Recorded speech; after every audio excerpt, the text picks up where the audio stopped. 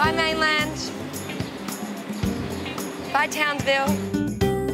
Leaving Townsville, we're heading to Magnetic Island, just an 8-kilometre dash across Cleveland Bay. Arriving on Magnetic Island is like being welcomed into a world of its own. How lucky are we? Magnetic Island. Maggie Island. Gosh, come on, let's go explore. We've got so much to do.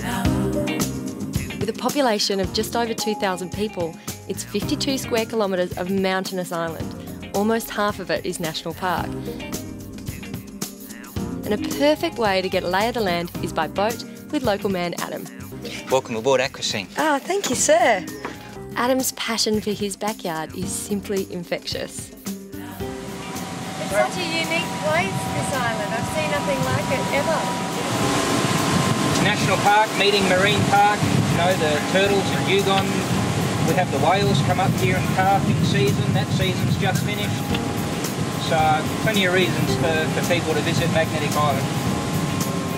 There are 23 bays and 28 beaches, and at every turn, Adam brings this island to life.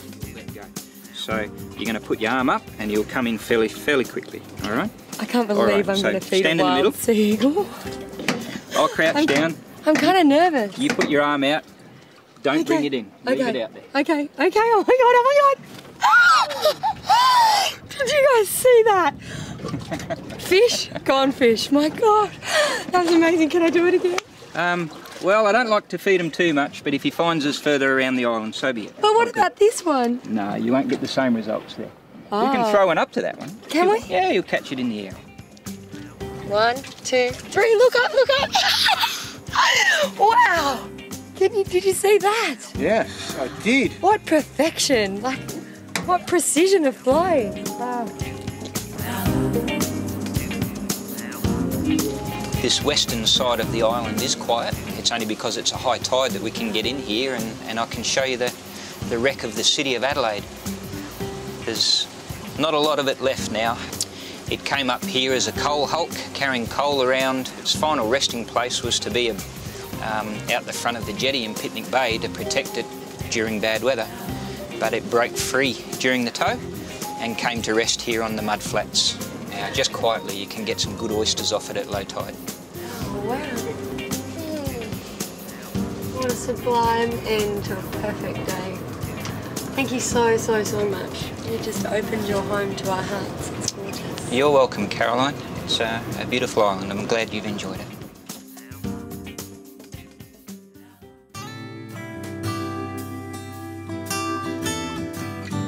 Good morning. How are you? Oh, how good is this? Just have a look at that sunrise.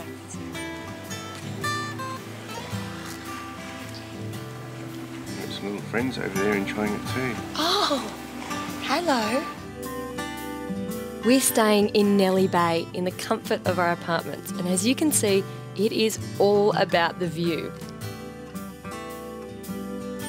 It's the kind of place where you really can get up close and personal to the wildlife. So it's time for breakfast at Bungalow Bay. Here's to new friends and cool places. We're here with travellers from all over the world, and before we know it, Tony the wildlife keeper brings out another guest for breakfast. She had a bath. Oh, she's quite heavy. Yeah. She feels kind of soft, like, and a bit, she's very relaxed, very fluffy. Oh yeah, she's pretty cool. How cool's Barbie? Hey, Barbie. It's one thing to visit a zoo, but it's quite another to have this. Okay, now the reason why I put Fred on people's heads is not to make him like an idiot, but what it does is it demonstrates what he does in the wild. So he will actually climb up on a tree or something like that, and he's got really unbelievably good eyesight.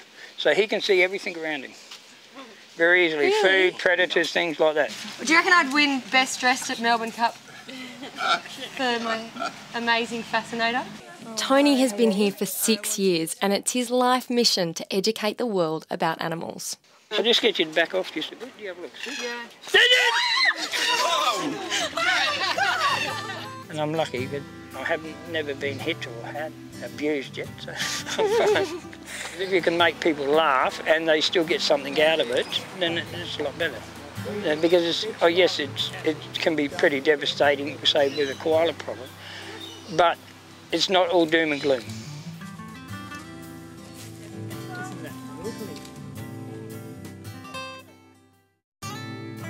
Keen to show us a koala in the wild, Tony takes us on one of the many treks, the Forts Walk. As its name suggests, it takes you up to one of the old forts built here during World War II, but it's home to many of the local koalas. There's 2 up here. Sorry? Yeah. And within minutes on the walk, just as Tony promised. Up there. Oh, Up there. oh. He's fast asleep because he's very smart, see, because it's a hot part of the day, and he's asleep. Yeah. Yeah, he's up in the breeze where it's nice and cool. Yeah.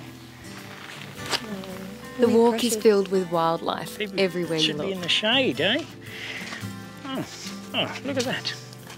See, he's a bit smarter than we are. That's a southern bluebell owl. See, Oh, wow. which is actually one of Australia's smallest owls. So are they nocturnal? Yeah, they are nocturnal, yeah. Around a few corners and up a couple of hills, we come to the fort. It's the summit of our little climb. Yes. Feels good though. Out here, fresh And it's air. a lot cooler. Small step for man. A giant step for mankind. Huge. Oh. And there she is. Oh. Well, that is worth the walk. Look at that view, my God. Yeah, it's amazing, isn't it? Well, you have a pretty good garden. Yes, and look, I don't have to worry about weeding, do I? No weeding here. No, All no natural. weeding. Yeah, all natural. That's great. Yeah. The perfect way to end our day is at one of the many sleepy villages, Horseshoe Bay, where the ice cream is just as you'd dream it to be. Yum! So good. With an ice cream in hand and the water lapping at my feet, Magnetic Island is a treasure, the kind of place that's away from the crowd, the kind of place that takes me back to the joys of my childhood. Our perfect life! So good. And as another day comes to an end, we're just in time for another Magnetic Island sunset.